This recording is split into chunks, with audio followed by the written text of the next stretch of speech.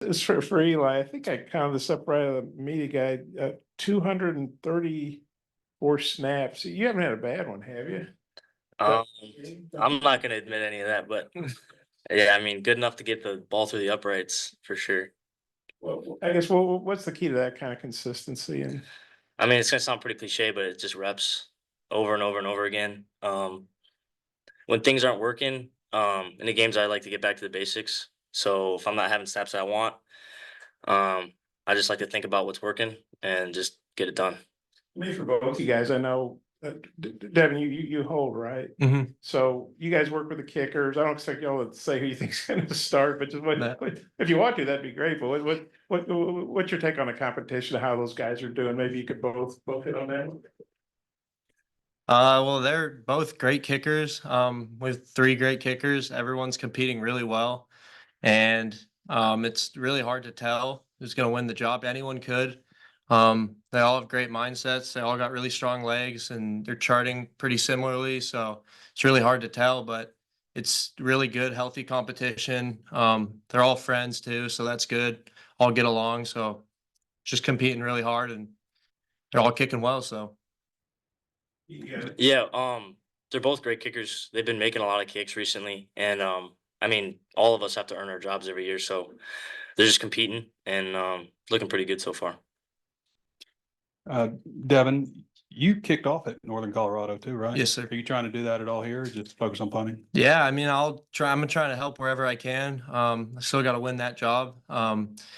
Did well in spring ball, kicking off. So if I can do it here and there's an opportunity, I'd love to. So Was that difficult after, playing and, obviously being a contributor at Northern Colorado and then just kind of sitting last year?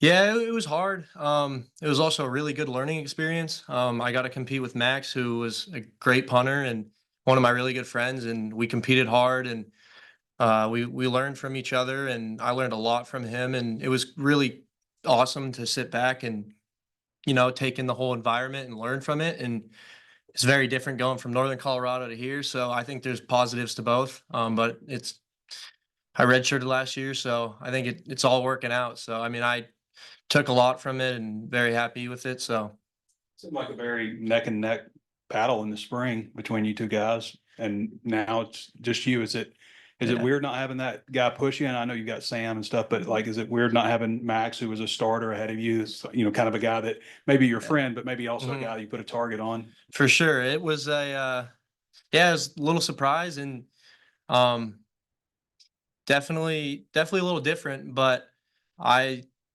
learned a lot from him, and I've taken that, and I've just been waiting for my chance. So I'm really excited to get it rolling, and I still got to earn that job and beat Sam. And it's there's a lot of good things from Max leaving, and I miss him, and I hope he's doing well and all that. But it gives me an opportunity, so I'm very blessed, and a lot of good things come from it for me as well. So. What are some of those maybe the specifics that you learned, or how did you improve the most during your redshirt season? Repping, it's a different style of punting. We do offset. So I didn't ever offset punt when I was at Northern Colorado, and it's definitely different. And just taking in the environment, feeling the crowd, feeling the noise, and it's just different level of ball. So really just taking in like the noise and the fans and all that, and just getting to see it live. Um, just mentally prepare as well. So kind of that stuff. And Eli, you go from having Cam and Max kind of in the special teams unit, and now you're kind of the older, the guy that's been in the program the longest. Just what's that like? Have you tried to take on a leadership role maybe with the rest of the special teams guys? Yeah, it definitely was weird. When Max left, it was a strange realization that I was the last person left from the room I came into as a freshman.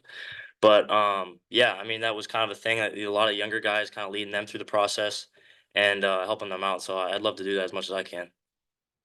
Yeah, Devin, I guess Sam Pym was in here the other day talking about you going on scholarship. How big a deal was that? What was your thoughts on that? It's just a blessing. I've been working for it for 3 years, since freshman year, and um, just time's paying off, and just very, very happy and very blessed, and couldn't be more thankful for Coach Fallon and Coach Pitt for them to give me the opportunity. And it's unbelievable. It's a great feeling. Great feeling. Are you on scholarship at Northern Colorado? It's true walk on, or no, preferred walk on. Sorry. Okay. Well, it looks like they should have had you on scholarship. Yeah. And then what led to you deciding to transfer? I know Arkansas obviously got more going on than Northern Colorado does, but what led to that decision? Were there some other places, bigger schools you looked at? Well, our head coach got fired after my sophomore year, and I always had dreams to play in the SEC, and I didn't know if I was going to make it there or whatnot, and I just kind of just had dreams and aspirations to go to a bigger school. And then after my head coach got fired, I just knew it was time, and I took my chances. And then I was talking to San Diego State, I was talking to Arkansas, a few other schools, and then Coach Fallon, he wanted me to come out and visit, and I came out and visited, and I just fell in love with it here, and I love it. So. Devin, I know when we find out about guys that enter the transfer portal, it's like through social media and stuff. I'm curious, how did you find out that Max was leaving? Did he let you know? And what was your reaction to it? Like, was it, sad to see him go, and then, but also thinking about, hey, this could be a good thing for me? Yeah, well, we all kind of found out the day of. He was just kind of quiet about it, and he had his own thing going on, and I don't blame him. It's a hard decision, so I don't know. It was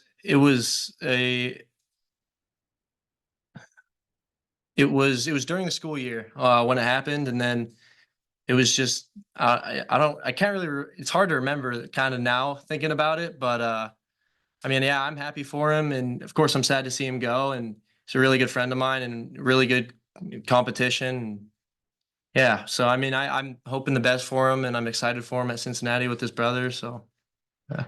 How soon after did that happen did Coach Pittman call you into his office to give you the scholarship? And when he did you know that was what he was wanting to talk to you about?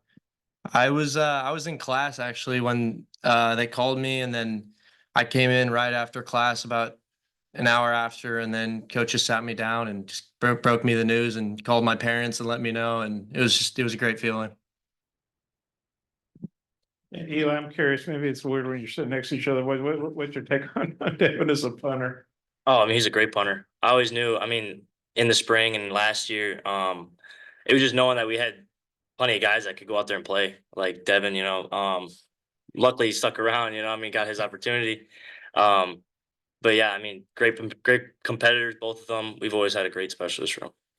So they just want to make sure I got this right. So it was last spring, and Sam told you you'd be going on the scholarship when this school year came around. Yeah, it was last spring, end of school year, and then right, yeah, it was right after.